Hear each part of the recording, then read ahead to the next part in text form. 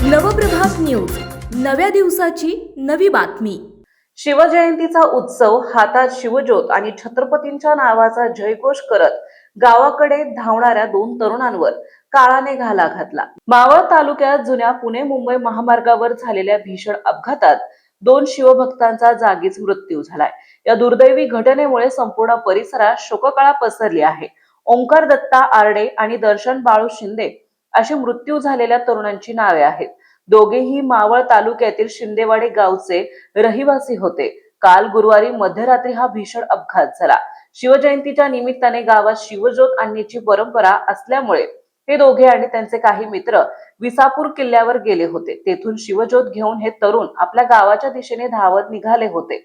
मात्र मध्यरात्रीच्या सुमारास जुन्या पुणे मुंबई महामार्गावरील नायगाव परिसरात दुर्दैवी घटना घडली। ओंकार आणि दर्शन हे रस्त्याच्या कडेला शिवज्योत घेऊन धावत असताना विरुद्ध दिशेने येणाऱ्या एका भरधाव कारने अचानक दुभाजक ओलांडला आणि दोघांनाही जब्बर धडक दिली। धडक इतकी भीषण होती की हे दोघे तरुण दूर फेकले गेले। आसपासच्या लोकांनी तातडीने धाव घेतली, मात्र तोपर्यंत दोघांचाही जागीच मृत्यू झाल्याचं स्पष्ट झालंय। या घटनेची माहिती मिळताच पोलिसांनी घटनास्थळी पोहोचून पंचनामा केलाय। आपल्या परिसरातील महत्त्वाच्या बातम्या पाहण्यासाठी आजच नवप्रभात न्यूज चॅनलला YouTube वर सबस्क्राईब करा आणि बेल आयकॉन प्रेस करा।